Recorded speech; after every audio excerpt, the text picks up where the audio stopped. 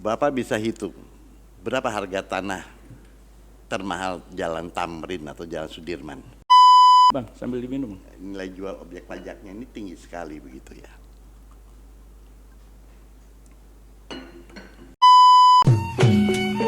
Assalamualaikum warahmatullahi wabarakatuh. Salam kenal bro and sis. Assalamualaikum bro and sis. Salam sehat dan bahagia untuk kita semua. Kita jumpa lagi di Jaya Podcast @Jaya Cafe. Siapa narasumber hari ini? Narasumber kita adalah seorang profesional, berdinas di salah satu institusi besar di negeri ini, dan kebetulan beliau juga praktisi, mantan deputi pendaftaran tanah di Badan Pertanahan Nasional Republik Indonesia. Siapa beliau? Bang Kurdinanto Sarah. Lebih friendly Bang. Ya.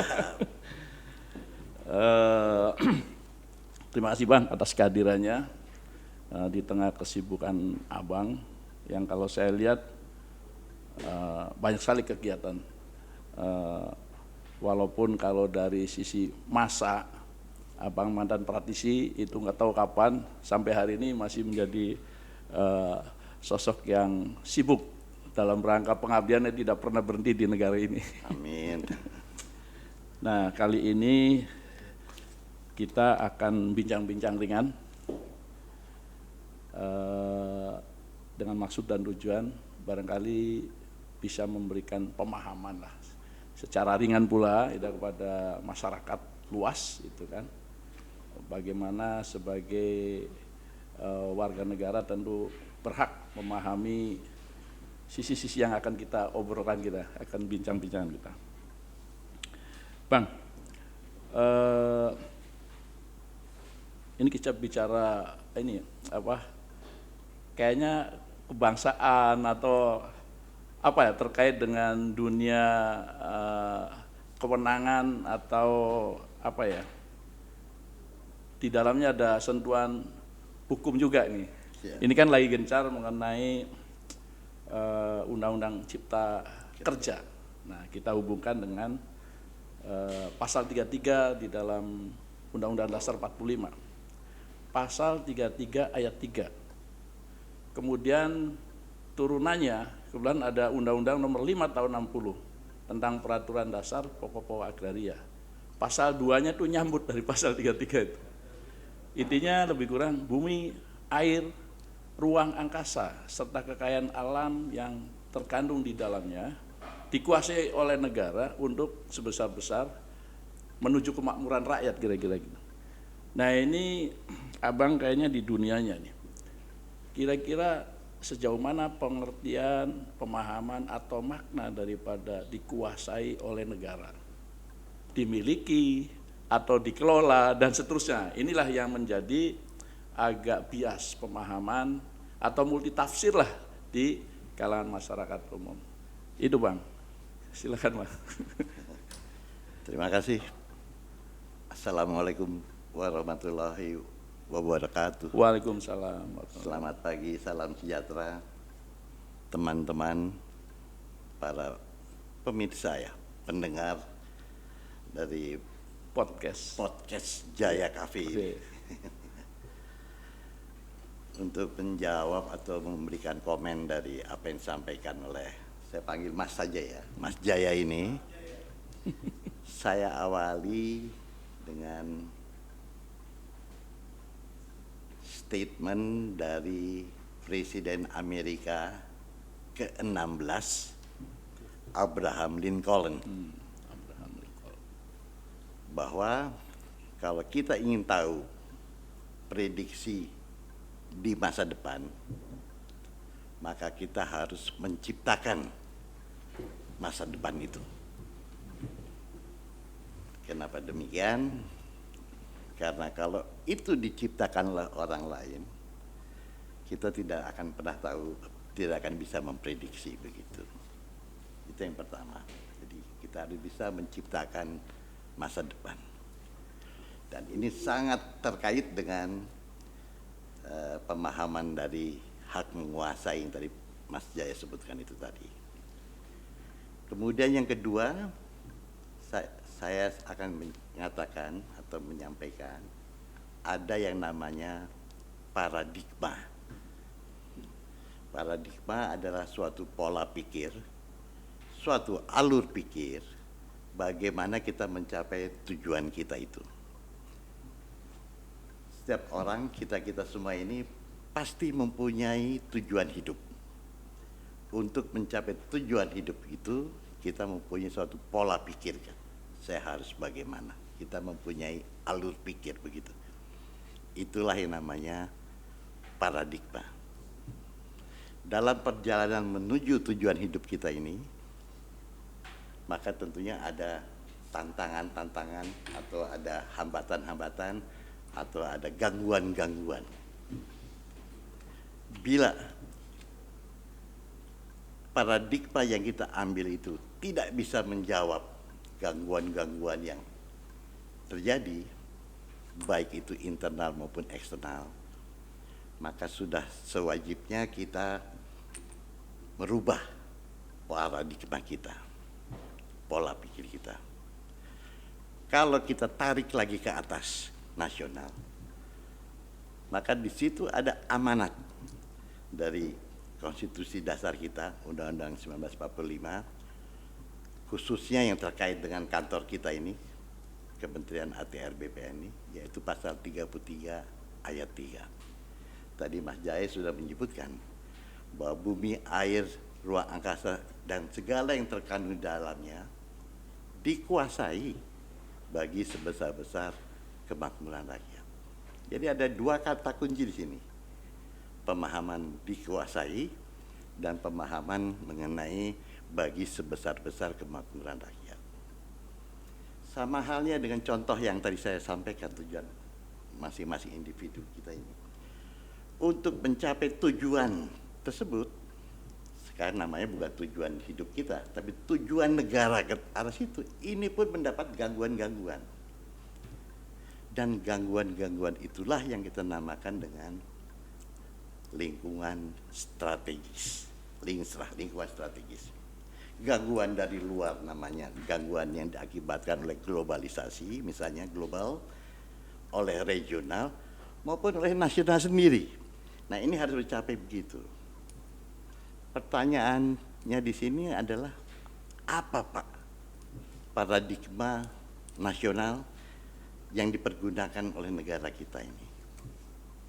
Ada 4 paradigma yang menjadi satu tentunya, yaitu paradigma yang pertama itu adalah Pancasila sebagai landasan ideal, yang kedua adalah Undang-Undang Dasar Negara Republik Indonesia sebagai landasan konstitusional, dan yang ketiga adalah landasan visional. Jadi negara itu melihat bangsa Indonesia ini bagaimana? Kita tahu persis multikulturalis, pluralis di situ. Oleh karena itu, visi kita ini melihat untuk mencapai tujuan itu, maka paradigmanya bahwa bangsa kita ini adalah bangsa yang multikulturalis dan bangsa yang pluralis begitu. Dan yang keempat adalah landasan ketahanan nasional. Bahwa untuk mencapai tujuan negara itu tidak mungkin kita dalam 1 tahun, 5 tahun, 10 tahun bisa. Untuk mencapai itu, maka tentunya kita harus bangun dulu negara kita ini. Kita harus membangun bangsa kita ini yang kita namakan dengan ketahanan nasional. Jadi ada 4 landasan dalam paradigma nasional. Khususnya yang ketiga, itulah yang mengarah ke geopolitik. Dan yang keempat adalah yang mengarah ke geostrategi. Begitu. Jadi ada geostrategi, ada geopolitik, dua ini. Ini harus dipahami. Gitu. Nah, di dalam mencapai tujuan negara tersebut nasional ini, pimpinan nasional, Bapak Presiden itu mempunyai kelompok, membentuk kelompok maksud saya, yang kita namakan dengan kelompok kementerian dan lembaga, KL begitu. Pembentukan kelompok ini diwadahi oleh suatu wadah yang namanya Sistem Manajemen Nasional. Ini ada wadahnya nih, Sismenas gitu namakan. Tidak sembarangan Bapak Presiden membentuk kelompok ini. Bapak Presiden membentuk kelompok-kelompok KL ini, kementerian lembaga ini, cantolannya harus ada pada konstitusi kita ini. Sebagai contoh, kenapa mesti ada Kementerian Agraria, Tata Ruang, dan Badan Pertanahan Nasional? Cantolannya jelas ada, yaitu pada pasal 33 ayat 3. Kenapa mesti ada Kementerian PUPR? Ada Pak cantolannya. Kenapa mesti ada Kementerian Keuangan? Ada cantolannya. Jadi tidak sembarangan, tidak asal-asal saja.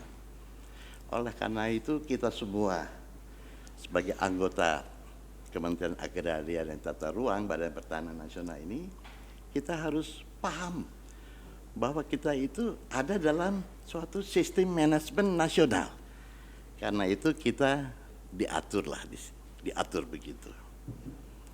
Jadi berkaitan dengan itu, dalam menjalankan sistem nasional ini, tadi saya katakan ada dua kata kunci mengenai pasal 33 ayat kita ini, dikuasai, satu lagi dimanfaatkan bagi sebesar-besar kemakmuran rakyat. Saya mulai dengan kata yang paling mudah, yang kedua, ya, dimanfaatkan bagi sebesar-besar kemakmuran rakyat. Ini adalah semi teknis selain begitu ya. Disitulah pekerjaan sistem manajemen nasional itu, manajemen, di mana kita tahu manajemen itu terbagi dari 4 kegiatan, yaitu kegiatan planning, kegiatan organizing, kegiatan actuating, eksekusi, dan satu lagi ada kegiatan controlling, POAK. Ini adalah ilmu dasar begitu ya. Karena itu muncullah kenapa tata ruang, planning itu ada masuk ke dalamnya. Kenapa BPN masih ada? Eksekutif. Bagaimana organisasinya, organizing? Nah inilah di tingkat pusat namanya Kementerian Menteri Agraria Tata Ruang dengan Badan Pertanahan Nasional begitu. Itu semua dilengkapi. Ada namanya dirjen-dirjennya ini, itu juga terkait semuanya. Di tingkat wilayah juga demikian. Jadi inilah yang harus kita pahami pertama, bahwa kita ini duduk sebagai anggota Direktorat Jenderal Hubungan Hukum misalnya, itu juga bukan karena ujuk-ujuk. Memang itu adalah perintah dari konstitusi, mesti ada melalui Bapak Presiden begitu ya. Itu satu begitu ya. Nah, di antaranya kata dikuasai itu yang pertama, yang kedua tadi yang mudah itu sudah mungkin waktu itu ya, mesti kita ingat sama-sama ya. Itu harus mencerminkan planning, organizing, actuating, dan controlling. Nah sekarang kita masuk di kata dikuasai ini. Apa yang dimaksud dengan dikuasai ini? Adakah undang-undang yang mengatur apa itu dikuasai? Kenapa mesti ada undang-undang? Supaya tidak terjadi yang namanya multi tafsir. Tidak terjadi. Yang ada itu adalah Undang-Undang Nomor 5 Tahun 60 atau kita kenal dengan UU PA. Di dalam UU PA di pasal 1 dikatakan bahwa dikuasai ini adalah hak bangsa, dibilang gitu. Hak bangsa loh ini. Hak bangsa, apa hak bangsa ini? Ya, hak bangsa secara utuh bangsa Indonesia. Di pasal 2 diturunkan lagi, hak bangsa ini melahirkan yang namanya hak menguasai. Yang satu kata awalan dikuasai di undang-undang, yang kedua di pasal 2 itu menguasai. Apakah itu sama menguasai di sini dan dikuasai yang dimaksud dalam ayat 3 pasal 33 Undang-Undang 45? Itu kita bisa berdebat Mas Jaya ini ya. Yeah. Nah, sepanjang kita masing-masing punya persepsi yang berbeda-beda tentunya ya. Itu sepanjang kita masih belum mempunyai undang-undang hak menguasai dari negara, perdebatan akan terus terjadi.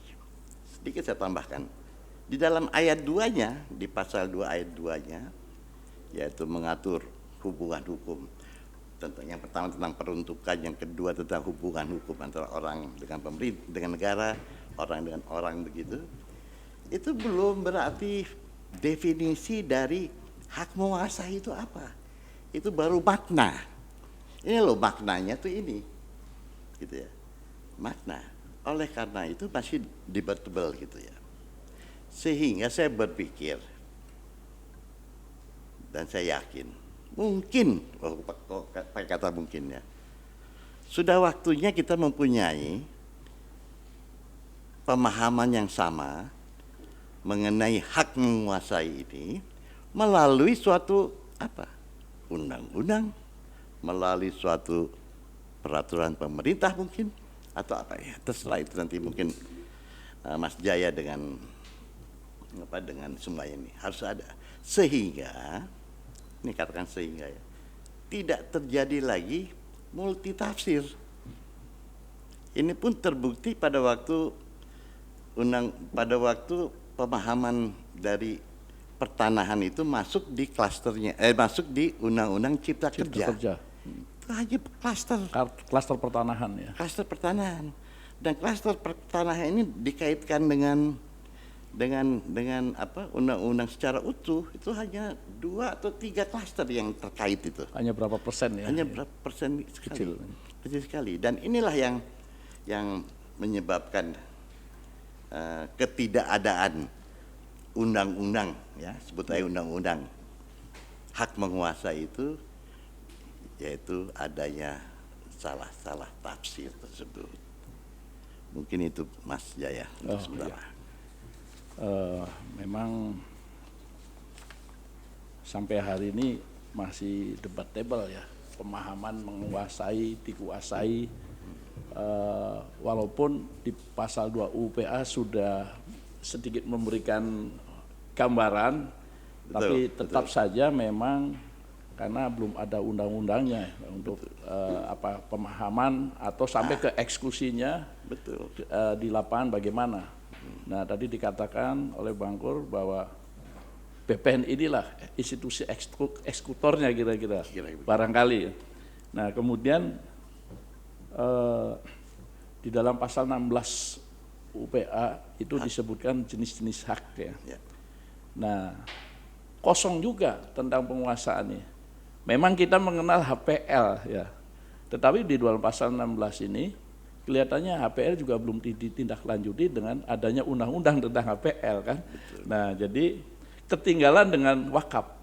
Karena di sana dikatakan hak-hak lain yang akan diatur dengan undang-undang. Nah, ini mungkin apa telat atau kekosongan atau memang nggak terpikir ke sana. Tetapi kelihatannya di klaster pertanahan Undang-Undang Cipta Kerja ini memikirkan itu. Di sana ada HPL ya, di sana ada bank tanah. Nah itu. Sementara hak guna air sudah disebutkan juga di dalam pasal 16. Tetapi undang-undangnya belum ada ini. Jadi turunan dari yang disampaikan bumi, air, ruang angkasa. Ini belum terjangkau nih air dan ruang angkasa yang sepertinya itu kan. Nah, masih urusan hak atas tanah. Teritorial darat gitu. Nah, sementara air dan udaranya belum.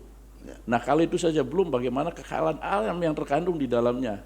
Lebih belum lagi. Nah, sehingga saya membayangkan ketika sebuah kawasan pelabuhan yang membutuhkan air untuk lalu lalangnya kapal, ini kan belum diatur nih. Nah, mudah-mudahan dengan klaster pertanahan ini masuk di dalam Undang-Undang Cipta Kerja, ini bisa terwujud nih. Apa yang dimaksud dengan apakah dikuasai atau menguasai negara, entah bentuknya pengelolaan dan sebagainya. Tadi yang Bang Kur disebutkan bahwa pengelolaan hubungan hukum, mungkin peruntukan, penggunaan dan seterusnya. Nah, mudah-mudahan ini, karena memang kita berharap bahwa arti pengelolaan terhadap atau penguasaan terhadap bumi, air, ruang angkasa itu jelas di dalam implementasi di lapangannya, eksekusinya. Itu sepertinya Bang. Kira-kira ada pandangan bagaimana ini tentang klaster pertanahan di sana adanya bank tanah dengan HPL. Ya Bang. Ya, jadi saya sebutkan tadi, kita kan akan mencapai tujuan negara. Dan itu adalah amanah yang diberikan kepada Presiden. Presiden membentuk kelompok yang kita namakan para pembantu Presiden, yaitu kementerian dan lembaga begitu ya. Disitulah hal yang perlu kita pikirkan bersama sebagai anggota ATR BPN ini. HPL itu sudah ada. Bapak setuju atau tidak ada? Tidak setuju. Ini sudah terjadi mungkin sekitar 20 tahun yang lalu, itu tahun 70 sekian, mungkin lebih ya. 30 tahun yang lalu sudah muncul di HPL. Walaupun kita tahu bahwa itu masih dalam bentuk peraturan menteri dalam negeri pada waktu itu. Tapi itu di lapangan sudah ada. Dan yang paling penting, rakyat mengakui adanya HPL. Jangan dianggap remeh HPL ini, karena rakyat mengakui, gitu ya. Memang kalau kita tarik lebih jauh lagi, mana undang-undang HPL? Memang belum ada. Dengan demikian, untuk undang-undang cipta kerja yang memasukkan klaster pertanahan yang menyebut HPL ini, itu untuk memperkuat apa yang ada di lapangan dalam bentuk suatu undang-undang. Jadi sifatnya penguatan. Sifatnya penguatan. Pak Menteri sendiri mengatakan pada waktu webinar, saya ikut bulan Mei yang lalu ya, saya ikut sebagai anggota itu. Beliau mengatakan, undang-undang klaster pertanahan yang ada dalam cipta kerja ini hanya beberapa klaster yang terkait dengan pertahanan ini, dan dia hanya mengatur itu. Apa maksudnya? Pak Menteri ngomong bahwa masalah-masalah pertanahan lainnya yang tidak diatur dalam klaster pertanahan dalam cipta kerja tetap berlaku. Misalnya, ini dari saya bukan dari Pak Menteri. Kita harus bangga dengan undang-undang pokok agraria ini. Setuju, Pak. Harus bangga. Setuju. Lihat pasal 13 undang-undang pokok agraria. Itu dengan tegas mengatakan anti monopoli. Tidak ada undang-undang apapun yang dengan tegas mengatakan anti monopoli ini. Dalam pasal 15-nya itu hebat lagi, bahwa undang-undang pokok agraria ini adalah melindungi golongan ekonomi lemah. Itu tegas, Pak. Tegas sekali mengatakan itu. Nah, ini yang dimaksudkan dengan apa yang disampaikan oleh Pak Menteri ya. Oleh Pak Menteri, ini persepsi saya bahwa nggak usah khawatir dengan masuknya klaster pertanahan di rancangan undang-undang cipta kerja. Nggak usah khawatir. Tidak mungkin kita memberikan HPL yang nanti ujung-ujungnya adalah untuk suatu monopoli tanah. Nggak mungkin, karena kita pasti salah. Karena UPA mengatakan nggak boleh itu anti monopoli. Pasal 15-nya pasti melindungi golongan ekonomi lemah. Jadi kekhawatiran itu tidak ada. Menurut saya pribadi ya, sebagai seorang yang bukan mantan deputi, tapi mantan deputi pendaftaran, tapi saya sebagai seorang yang sebutkan profesional, saya nggak khawatir. Bahkan dengan jangka waktu yang 90 tahun ini, saya juga nggak khawatir. Tidak khawatir. Asalkan pemberian hak HPL ini betul-betul bersih, betul-betul sesuai dengan SOP yang dibuat oleh kantor menteri, betul-betul dengan item-item yang ada dalam SK pemberian HPL ini. Kita pernah mengalami zaman yang lalu lah, itu ya sudah lah. Tapi untuk ke depan ini harus betul-betul. Salah satunya adalah bukan persetujuan, adalah suatu berita acara dari masyarakat setempat sana yang menyetujui. Ada itu. Jadi apa di sini? Sosialisasi. Sosialisasi menjadi penting sekali. Yang lalu, zaman-zaman dulu mungkin sosialisasinya lemah sekali. Ya, saya juga ikut dalam masa yang lalu ini ya. Dan itu dulu sudah saya tekankan. Kalau saya ada pengukuran nih, HGU gitu, ini masyarakatnya dari mana nih? Pak, ada Pak, berita acaranya setuju. Saya nggak bisa ngecek apakah betul masyarakat sana atau enggak ya, tapi ya Bismillah aja lah saya bilang. Oke, saya tekan tuh petanya gitu ya. Nah, berikutnya itu harus lebih smart lah ya, supaya betul-betul apa yang dituntut oleh masyarakat, yaitu keadilan. Kemudian yang kedua, mengedepankan hak-hak rakyat, betul-betul tercapai dengan yang baru ini. Saya rasa itu Mas ya, itu ya. Luar biasa Bang. Jadi memang kalau bicara HPL dari dulu sampai tahun 1999 Permen itu kan ada mengatur HPL. Jadi masih dalam tataran permen. Ini regulasi yang digawangi oleh kementerian kita lah kira-kira. Tetapi sebenarnya ada disebut sudah ada penguatan dari undang-undang lain seperti Undang-Undang Rumah Susun 2011 menyebut juga Pak HM Sarusun bisa dibangun di atas HBIB, di atas HPL. HPL-nya memang, tapi artinya ada penguatan dari undang-undang lain gitu kan. Seperti Undang-Undang 2 2012 juga mengatakan kan terkait dengan aset gitu. Atau hak-hak lain yang diberikan di atas hak milik atau HPL kan gitu kan. Setuju. Nah, jadi seperti itu. Kemudian terkait dengan, nah sehingga mudah-mudahan kalau HPL atau bank tanah ini dapat dimasukkan lalu dikuatkan di dalam Undang-Undang Cipta Kerja, ya boleh dikatakan kalau pasalnya khusus mengenai HPL, ya disitulah sudah lembaga HPL gitu. Mungkin nanti penjelasan di PP, tapi kalau menurut saya Bang, barangkali kalau mengacu pada peraturan dasarnya pokok agraria di pasal 16 itu kan, undang-undang lain, hak-hak lain yang diatur dengan undang-undang, saya kira kesempatan. Betul. Mestinya HPL dicantolkan atau masuk di dalam klaster pertanahan di Undang-Undang Cipta Kerja. Jadi keberadaannya akan kuat sebagaimana hak-hak lain seperti wakaf yang muncul berdasarkan Undang-Undang Wakaf kan. Kemudian rumah susun diatur khusus ya ini. HPL walaupun tidak khusus, tapi ini kan kereta khusus nih Undang-Undang Cipta Kerja ini kan. Jadi memang sudah ada amanah di pasal 16 itu hak-hak lain yang diatur. HPL mestinya, apalagi terkait dengan HPL ini sepertinya luas sekali. Memang tadi sudah disampaikan oleh Bang Kur bahwa di lapangan sudah ada, pengakuan sudah ada. Bahkan sertifikat HPL pun diterbitkan, didaftar gitu kan. Nah, cuman tadi mengenai pasal 13 di UPA yang mengatakan anti monopoli. Nah, ini kan di satu sisi seperti ini di UPA.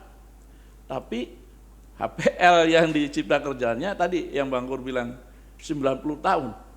Nah, asal kan artinya dengan catatan, artinya setiap permohonan tentu ada rencana kegiatan investasinya, yaitu proposal jangka pendek, jangka menengah, bahkan jangka panjang kan selama 90 tahun. Nah, ini mungkin yang perlu kita berikan pemahaman pada masyarakat atau siapapun yang, karena kenyataannya masih ada pro kontra ini Bang di lapangan mengenai 90 tahun tadi. Pemahaman adalah bagaimana proses pemberiannya itu cukup ketat.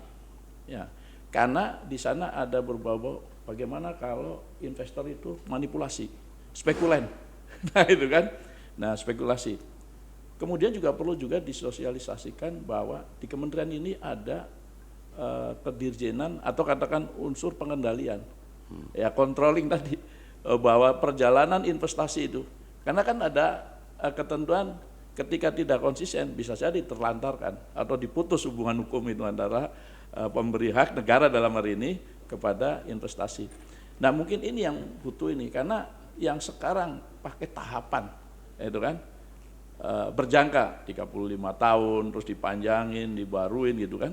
Ini saja menjadi banyak permasalahan, tidak konsistensi. Nah kemudian lagi yang dikhawatirkan, nah ini bagaimana nih mengatasi isu atau image di masyarakat itu, nanti akan kental spekulasi-spekulasi di penguasaan tanah hanya 1-2 pihak saja, pihak tertentu, didominasi kelompok tertentu.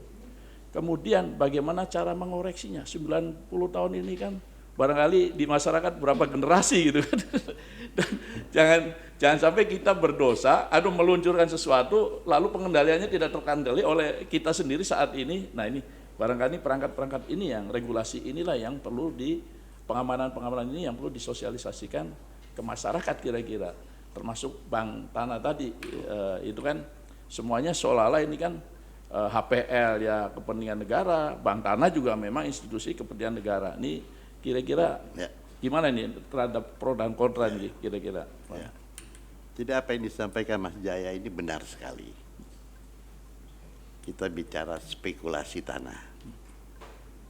Saya punya keyakinan spekulasi tanah tidak akan pernah hilang. Sampai kapanpun tidak akan pernah hilang. Kenapa demikian? Karena tanah ini suatu benda yang sangat unik sekali.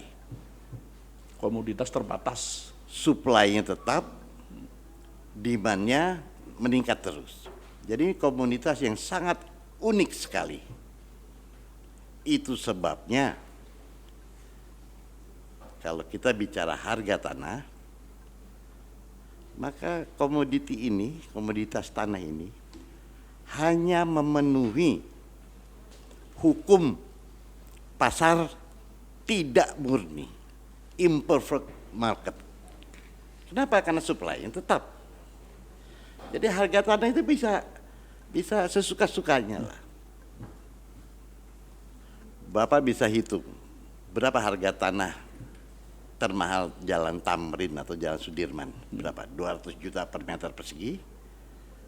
Atau mungkin berapa? Bisa lebih 300 juta per meter persegi. Katakan segitu. 300 juta per meter persegi Jalan Tamrin, Sudirman begitu.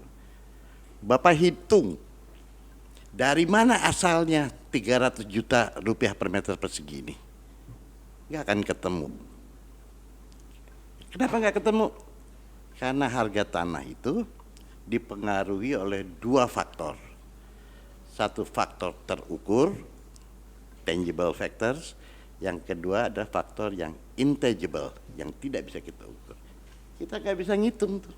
Asal usul harga tanah 300 juta rupiah per meter persegi datang dari mana kita nggak pernah tahu. Tapi di lapangan masih ada orang yang beli 300 juta. Kenapa Anda beli 300 juta rupiah per meter persegi di Tamrin ini yang demikian mahal? Pak, ini lebih murah dengan di Orchard Street di Singapura. Di Orchard mungkin bisa 500 juta dirupiahkan. Lebih murah dibandingkan dengan yang di Tokyo, di paling mahal, Ginza. Jauh lebih murah di sekitar Masjid Haram. Jauh lebih murah di Masjid Haram. Itu mahal sekali di sana. Betul Pak, Iya. betul Pak. Terjadi kan? Jadi kita aneh lihat komoditi ini. Tapi jangan terus aneh. Kita harus tahu dia hanya memenuhi imperfect market gitu. Oleh karena itu, saya katakan tadi spekulasi tanah ini tidak mungkin bisa dihilangkan. Tidak mungkin bisa hilang. Tapi kita bisa minimalkan, diminimize, yaitu dengan ketentuan yang konsisten. Misalnya di negara Amerika gitu, yang publikasi ini literaturnya Amerika. Orang di sana mau punya 1000 hektar di kota, boleh aja. Lihat range di Amerika itu luas sekali, tapi bayar pajaknya tinggi sekali. Bayar pajaknya deh. Ya, kalau kita progresif ya. Kalau di Indonesia namanya nilai NJOP, nilai jual objek pajaknya. Bang, sambil diminum. Nilai jual objek pajaknya ini tinggi sekali begitu ya. Jadi hanya bisa diganggu oleh ketentuan yang berlaku, baik perpajakan atau apa, sehingga komoditas tanah ini menjadi tidak menarik bagi spekulan tanah itu. Menjadi nggak menarik kan. Contoh yang agak ekstrim, narkoba. Wah, itu komoditas yang sangat menarik kan di Indonesia ini. Tapi sekarang ini kita kan nggak menarik bisnis di narkoba. Karena apa? Langsung tangkap, kalau perlu ditembak mati itu, ya kan? Sehingga orang kita nggak mungkin main di narkoba, karena ada rasa takut itu, rasa yang melihat benda narkoba ini benda yang tidak menarik. Buatlah analoginya, buatlah suatu ketentuan perundangan yang membuat orang nggak menarik lagi main di tanah. Ya Pak ya. Jadi itu harus ada. Bagaimana membuatnya? Kita orang pintar semuanya Pak. Di DPR maupun di kita tahu persis lah bagaimana membuat tanah itu menjadi tidak menarik. Itu yang pertama. Yang kedua mengenai tadi Mas Jaya menyebutkan betul Pak. Jadi Mas Jaya kalau menjadi pimpinan, nanti pimpinan yang lebih tinggi tentunya, perbanyak frekuensi sosialisasi. Ajak ngomong tuh rakyat.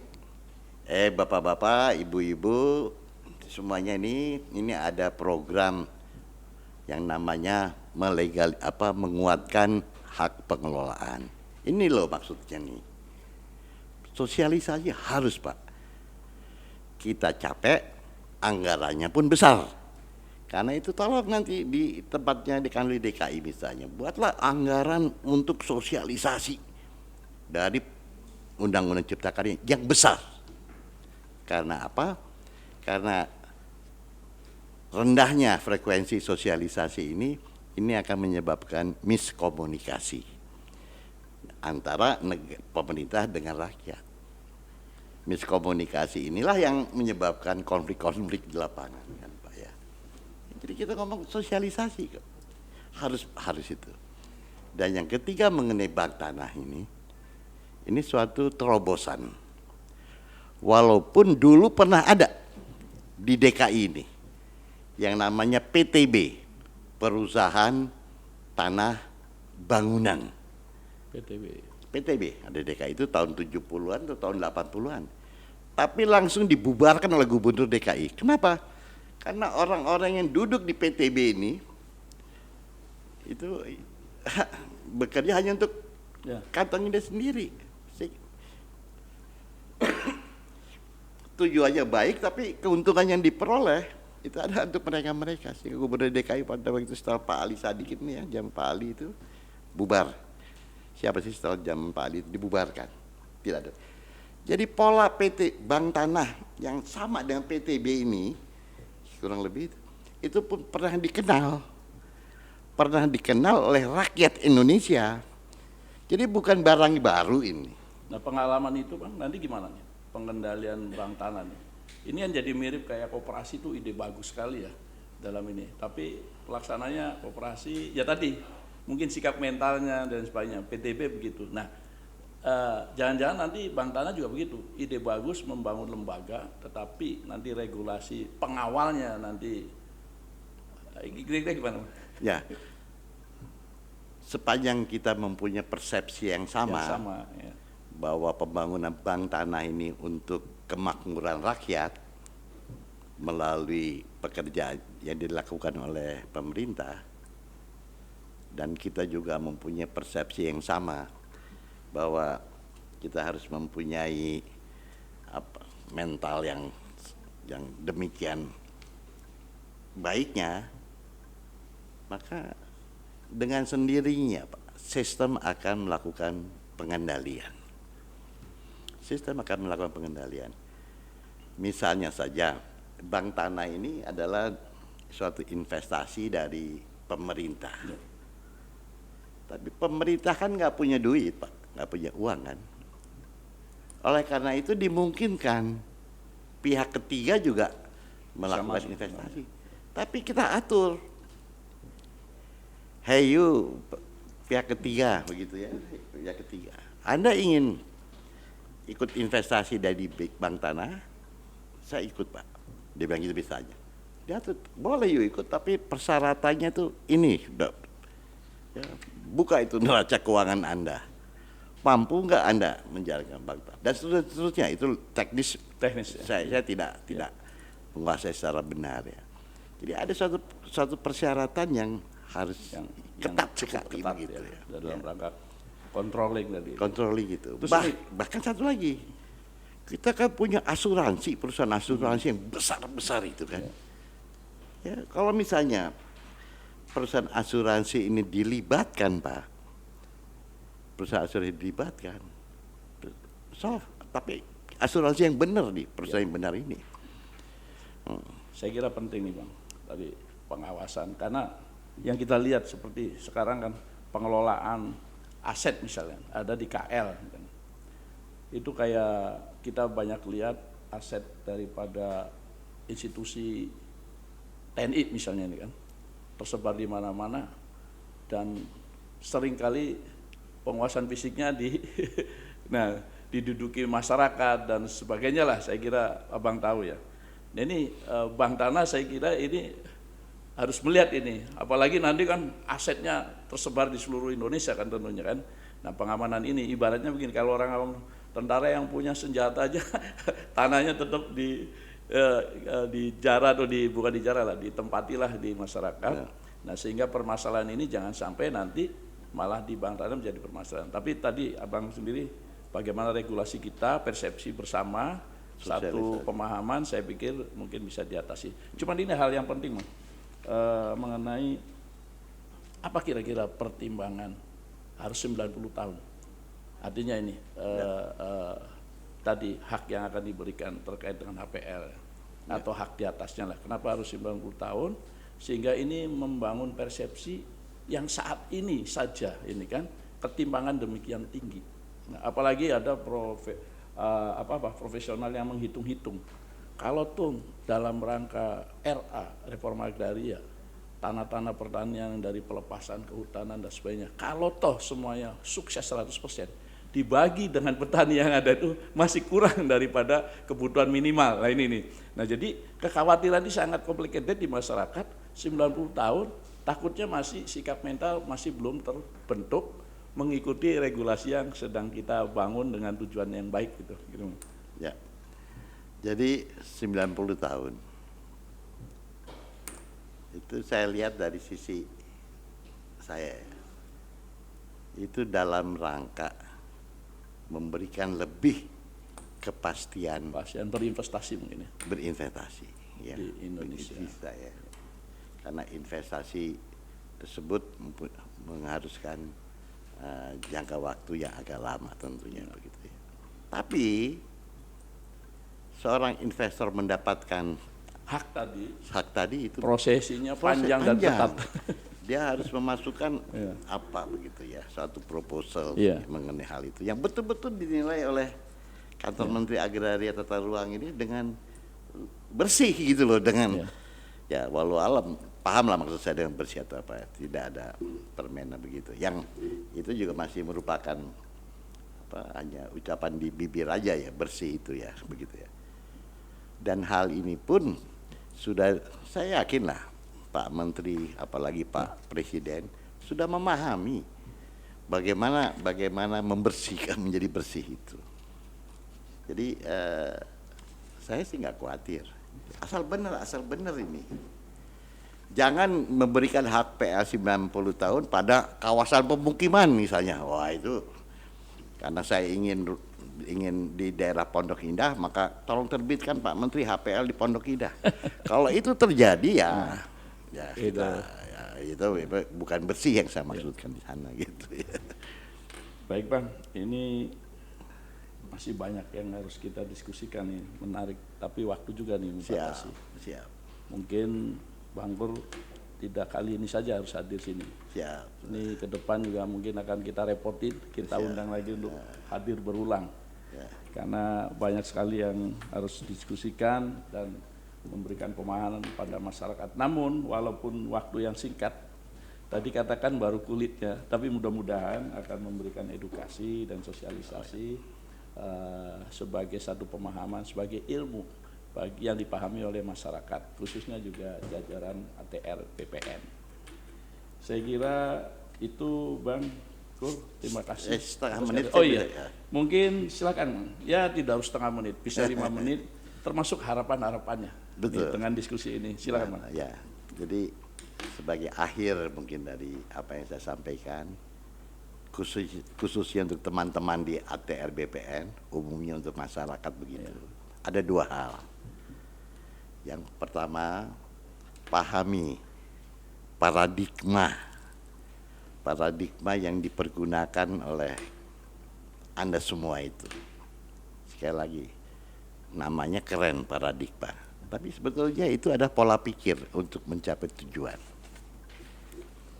Bila di tengah jalan paradigma ini tidak bisa menjawab tantangan, ya ganti paradigma itu.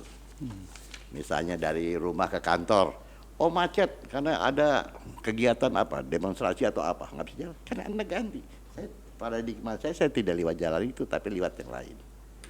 Demikian cepatnya. Itu yang pertama ya, paradigma itu harus penting lah. Paradigma. Jadi bicara paradigmanya apa ini Anda pakai ini. Dan saya katakan paradigma di tingkatan nasional yang 4 itu Pak. Landasan idealnya yaitu Pancasila, landasan konstitusionalnya yaitu Undang-Undang Dasar Negara Republik Indonesia 1945, landasan visionalnya bangsa kita ini. Bahwa kita ini melihat bangsa itu gimana? Indonesia itu bukan hanya DKI, bukan hanya daratan, ada lautnya juga, visinya ya. Ini yang melahirkan geopolitik. Dan yang keempatnya adalah landasan konsepsional, yaitu ketahanan nasional. Itu yang melahirkan aspek-aspek ketahanan nasional dan geostrategi. Dan yang kedua, yang terakhir, saya bangga sebagai alumni BPN. BPN itu alma mater saya. Karena dengan alma mater BPN ini saya bisa duduk di sini, Pak. Bayangkan kalau saya bukan alumni BPN, Bapak saya nggak akan mungkin duduk sini. Dan kita nggak kenal, Bang. Yang kita nggak kenal. Terus terang jujur kebanggaan ini. Saya bangga, dan itu pun saya mengharapkan teman-teman yang masih aktif di ATR BPN ini harus bangga, Pak, Bu, Mbak, Mas, bekerja di ATR BPN. Karena kebanggaan ini akan melahirkan kinerja kita. Sekian, saya akhiri dengan ucapan Assalamualaikum warahmatullahi wabarakatuh. Waalaikumsalam warahmatullahi wabarakatuh. Harus bangga Bang, karena apa? Yang kita urus, yang kita kelola itu tanah. Sementara tadi Abang bilang tanah ini komoditas yang relatif tetap, tapi penggunaan dalam rangka menjaga eksistensi kehidupannya luar biasa berkembang, evolusinya, jangan-jangan revolusi. Nah, tanahnya relatif tetap. Baik Bang, terima kasih sekali lagi, mudah-mudahan bincang-bincang dengan kita mengenai pasal 33 ayat 3 Undang-Undang Dasar 45 turunannya pasal 2 dan seterusnya, sehingga di Undang-Undang Nomor 5 tahun 60-nya tentang Peraturan Dasar Pokok-Pokok Agraria, kemudian sekarang klaster pertanahan masuk di Undang-Undang Cipta Kerja, mudah-mudahan akan benar-benar mewujudkan masyarakat adil dan makmur. Kita harus bangga ya. Harus bangga. Hidup ATR BPN. Hidup ATR BPN. Terima kasih Bro and Sid, jangan lupa like, comment, and subscribe. Wassalamualaikum warahmatullahi wabarakatuh. Waalaikumsalam. Bang, kalau gini Bang.